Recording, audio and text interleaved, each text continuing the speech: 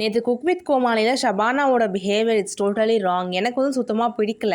அது எப்படி ஒரு ஜட்ஜ் கிட்ட வந்து நீங்கள் இதை தானே கொடுத்தீங்க, இதை தான் பண்ண முடியும் அப்படின்னு நீங்கள் எப்படி சொல்ல முடியும்? அது என்ன ஃபஸ்ட்டு ரவுண்டான்னு அது போக போக காம்படிஷனுன்றது டஃப் ஆகிட்டு தான் போகும். ஸோ அவங்க ரெண்டு பொருள் கொடுத்தா கூட அதில் எப்படி இன்னோவேட்டிவாக பண்ணுறது தான் காம்படிஷனே.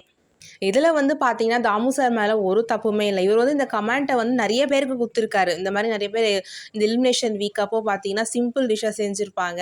ஸோ அவர் சொல்லுவார் இல்லைங்களா, இந்த டிஷ் வந்து இந்த எலிமினேஷன் வீக்குக்கு இட்ஸ் நாட் ஒர்த், ரொம்ப ஈஸி, ஒரு 10 நிமிஷம் 20 நிமிஷத்துல பண்ணிடலாம். ஸோ அப்போல்லாம் வந்து கண்டஸ்டன்ட் வந்து கம்முன்னு அவங்க தப்பு அவங்க உணர்ந்து அவங்க கேட்டுட்டு இருப்பாங்க.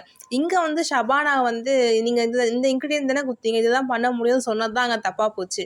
ஸோ அதை எப்படி வந்து ஒரு ஜட்ஜை வந்து கொஷின் பண்ணலாம்? ஸோ எது கொடுத்தாலும் நீ என்ன உங்கள் மைண்டை யூஸ் பண்ணி இன்னோவேட்டிவாக பண்ணுறீங்களோ அதுதான் வந்து அங்கே வந்து கேமே.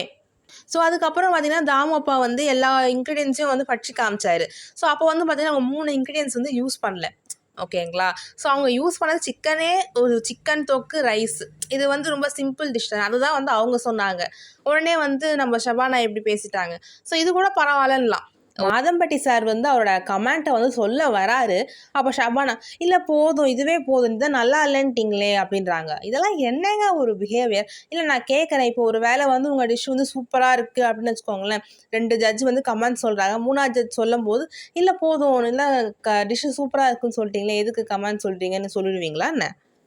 இந்த பிஹேவியர் தான் எனக்கு சுத்தமாக பிடிக்கல.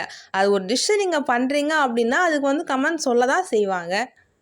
எனக்கு தெரிஞ்சு இந்த பிஹேவியருக்காகவே ஷபானாவை வந்து எலிமினேட் பண்ணியிருக்கணும். மதுமிதா எனக்கு தெரிஞ்சு நல்லா தான் பண்ணியிருப்பாங்க. அவங்க வந்து எலிமினேட் ஆகிட்டாங்க. இதில் பார்த்தீங்கன்னா ஷபானா வந்து இந்த டிஷ்ஷை சமைக்கும் போது செஃப் ஷபானாவோட டிஷ்ஷு ஸ்பெஷாலிட்டி அப்படி இப்படின்னு சொல்லிட்டு ஓவர் ஹைப் கொடுத்துட்டாங்க. அதான் மேட் செஃப் சொன்னார், நீங்கள் சமைக்கும் போது செஃப் ஷபானாவோட டிஷ்ஷு அப்படின்னு சொன்னீங்க. அதே மாதிரி நீங்கள் செஃப் ஆஃப் வீக் வந்து வாங்கியிருக்கீங்க. ஸோ எங்களுக்கு வந்து உங்கள் மேலே எதிர்பார்ப்புன்றது அதிகமாக தான் இருக்கும். ஸோ அப்படி இருக்கச்ச நீங்கள் சிம்பிள் டிஷ் கொடுக்கும்போது எங்களுக்கு ஏமாற்றமாக தானே இருக்கும் அப்படின்னு அவர் கரெக்டாக சொல்லிட்டாரு. அதே மாதிரி தாமு அப்பா வந்து இது மாதிரி ஷபானா கமெண்ட்ஸ் கொடுத்துட்டு இருக்கும்போது பிரியா மேம் வந்து ஷபானாவை வந்து கையை பிடிச்சாங்க. இல்லை தாமு அப்பா உடனே இல்லை கையை எடுங்க, அந்த அளவுக்குலாம் இங்கே எதுவும் நடக்கலை அப்படின்னு சொன்னார் பாருங்க. அது ரியலி சூப்பர். என்னவோ செய்யாத தப்புக்கா தண்டனை வாங்கிட்டு இருக்காங்க. முதல்ல வந்து அவங்க திட்டவே இல்லை. ஷபானா வந்து கம்முன்னு நின்றுந்தாலே வந்து அது ஒரு கூல் கான்வர்சேஷனாக முடிஞ்சிட்ருக்கும்.